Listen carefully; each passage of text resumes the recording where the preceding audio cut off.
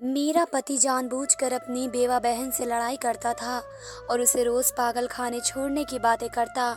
मेरी ननंद मुझे मुस्कुरा कर कहती थी कि जब तक इसका राज मेरे पास है तब तक ये कुछ नहीं कर सकता है।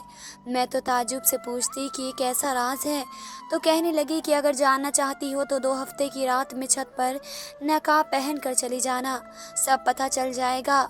मैंने ऐसा ही किया और जब मैं छत पर गई तो मैं हक्का बक्का रह गई। मेरा पति और मेरी ननंद आज फिर मेरे पति की और मेरी ननंद की लड़ाई बहुत ज़ोर ज़ोर से हो रही थी। मुझे तो समझ में नहीं आता था कि आखिर इनका झगड़ा किस बात पर होता है। मुझे कभी भी उनके झगड़े की वजह समझ में नहीं आई थी।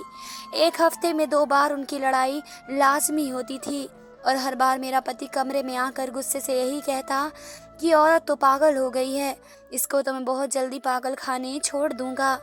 मुझे तो हैरानी इस बात की होती कि ये दोनों बहन भाई आखिर क्या करना चाहते हैं। वे अपनी बहन को पागल और क्यों नफरत की भरी निगाहों से देखता है, जो कि वह भी उसके सिवा उसका इस दुनिया में और कोई नहीं है। मेरी ननंद बेवा हो चुकी थी और ज़्यादातर वह हमारे साथ ही रहती थी, लेकिन शायद वे मेरे पति को ये पसंद नहीं था कि वे यहाँ पर हमारे साथ रहती, इसलिए आए दिन उन दोनों की लड़ाई होती रहती थी। हैरत वाली बात तो ये थी कि मुझे अभी तक उनकी लड़ाइयों की असलियत वजह पता नहीं चली थी कि आखिर ये किस बात पर लड़ते हैं। मैंने कई बार अपने पति से पूछने की कोशिश की तो वह हमेशा यही कहता था कि छोड़ो, वह तो पागल हो चुकी है, बस किसी दिन मेरा दिल किया तो मैं इसे पागल खाने छोड़ कर आ जाऊंगा।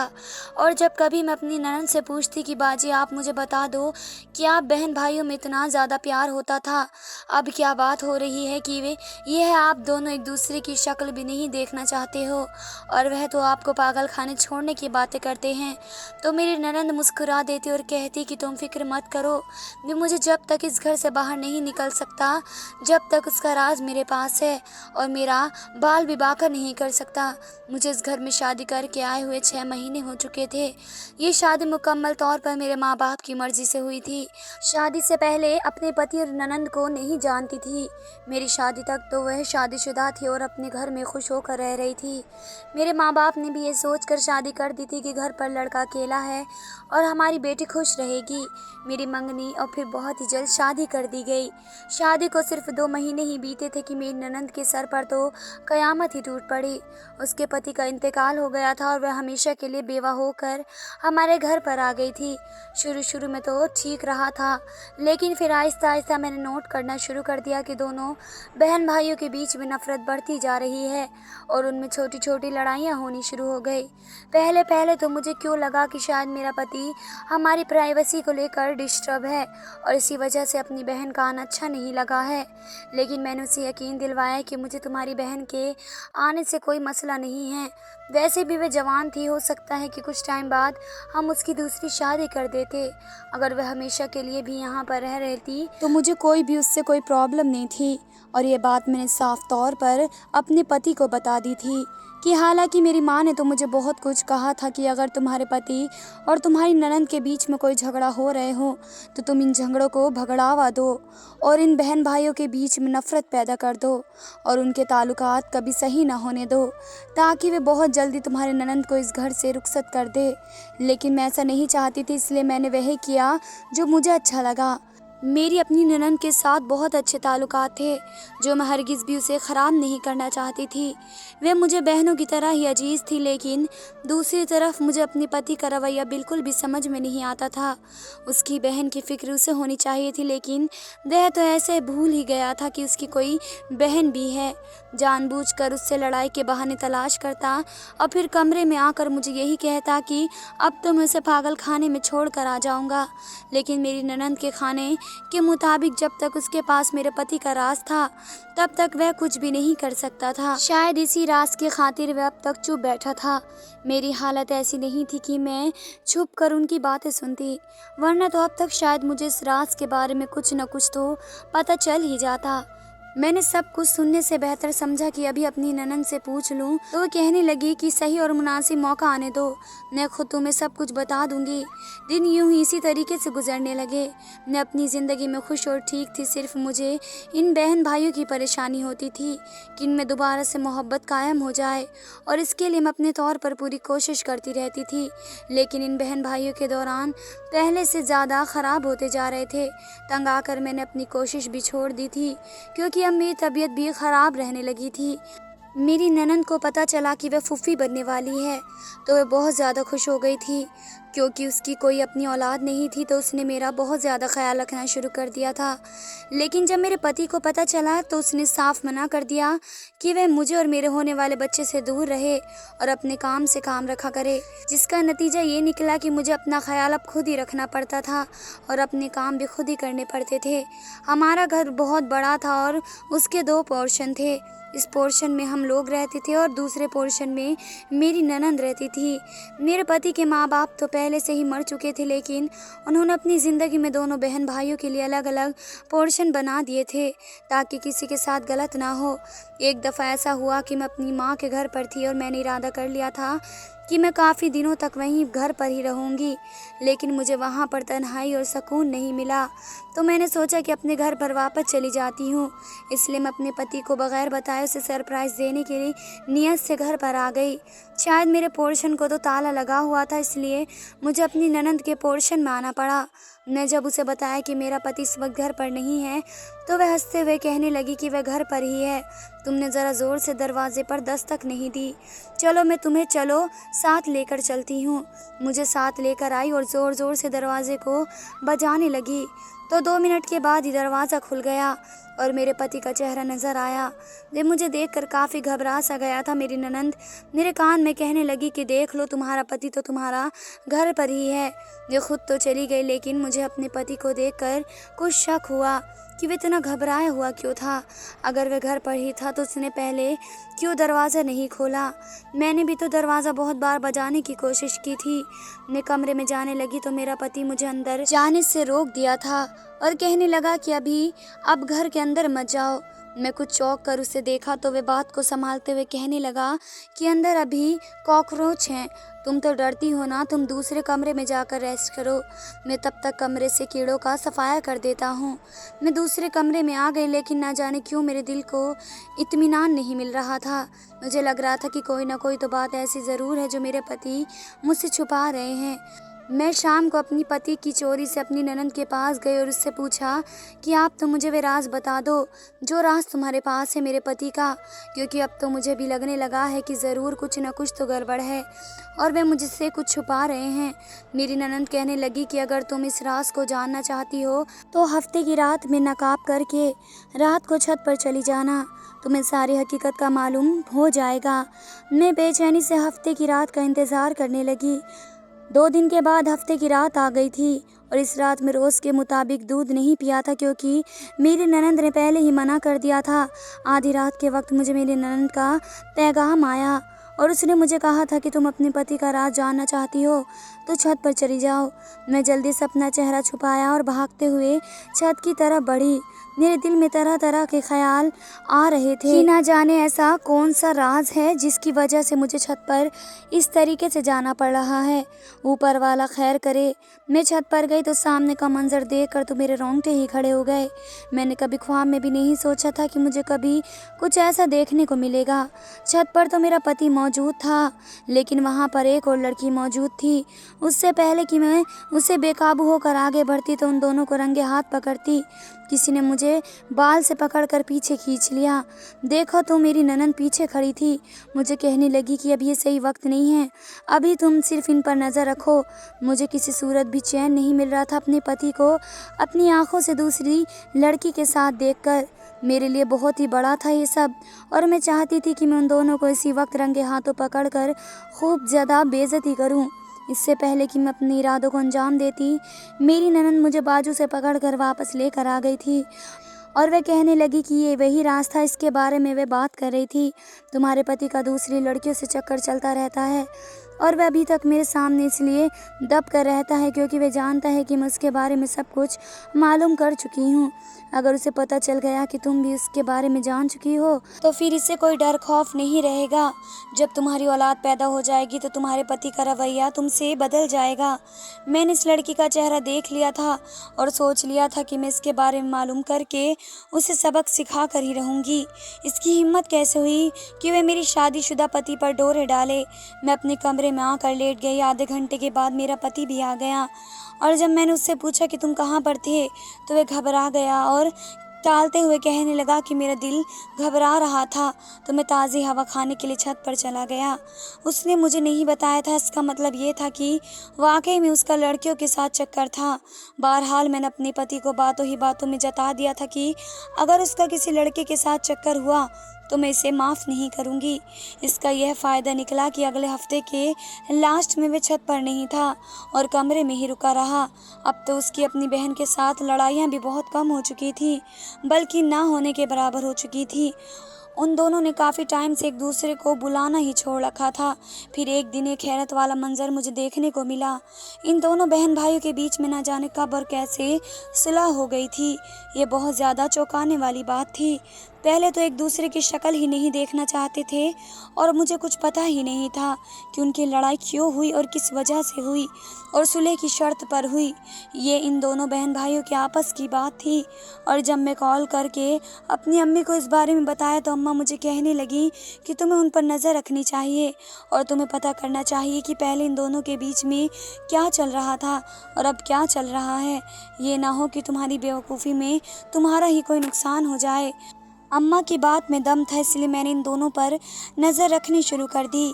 कभी कभी मुझे लगता था कि ये दोनों सच में ही सुलह करके एक दूसरे को पिछली बातों के लिए माफ़ करके गले मिल चुके हैं, लेकिन फिर दूसरी ही तरफ मुझे लगता कि ये दोनों सिर्फ दिखावा कर रहे हैं, वरना अंदर से ये अभी भी एक दूसरे के खिलाफ और बुग़्ज़ रखते हैं। उस रोज़ मुझे बाज़ार से अपने बच्चों के लिए कुछ ज़रूरी शॉपिंग करनी थी और मेरी ननंद घर पर नहीं थी, तो मैं मजबूरी में ही अकेले बाज़ार चली गई। मैंने अपनी ननंद को फ़ोन करके पूछा कि वे कहाँ पर है, तो उसने यही कहा था कि वे किसी ज़रूरी काम से बाहर निकली हुई, लेकिन उसका ज़रूरी काम मुझे बाज़ार जाकर अच्छी जगह से पता चल गया था। जब मैं इसके और इसके भाई को अपने पति को इस लड़की के साथ देखा जो मुझे अपने पति के साथ छत पर नज़र आई थी। वे तीनों एक मॉल में इकट्ठे बैठकर खाना खा रहे थे। मैं भी अपना चेहरा ढककर पीछे वाले टेबल पर जाकर बैठ गई ताकि उनकी बातें सुन सकूं। मेरे जाने के 2 मिनट बाद ही वह लड़की उठकर वहां से चली गई थी, लेकिन मैं इन दोनों की काफ़ी बातें सुन चुकी थी। मेरी ननंद मेरे पति से कह रही थी कि मैं तुम्हारी बीवी को अब तक तुम्हारे किसी राज के बारे में नहीं बताया है। मैंने उसे कुछ भी नहीं बताया है और अब मैं तुमसे यही चाहती हूँ कि तुम जितना मेरा हिस्सा बनता है उतना मुझे दे दो। 1 रुपया भी ज़्यादा मत देना और ना ही कम। तुम सारा हिस्सा अकेला नहीं ले सकते हो। मेरा पति कहने लगा कि ठीक है, मैं समझ गया हूँ, मैं तुम्हारे हिस्से की पूरी रकम तुम्हें दे दूँगा। मैं तो शुक्र अदा करता हूँ कि तुम मेरी सगी बहन नहीं हो, वरना तुम जैसी लालची लड़की तो किसी की बहन ना हो।